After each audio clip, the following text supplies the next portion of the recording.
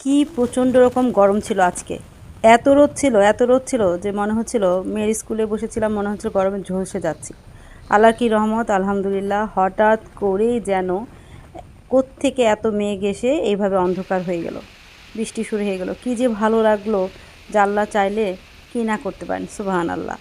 আর এই ওয়েদারে আমি আজকে একটা হেলদি স্যুপ বসিয়েছি, থাই একটা মাছের স্যুপ, যেটা বাচ্চারা খেতে চায় না। তারপর আমি চেষ্টা করি বাচ্চাদের খাওয়ানো, কারণ মারা হচ্ছে এমন এক ব্যাপার যারা সন্তানের জন্য সব সময় ভালো করার চেষ্টা করেন।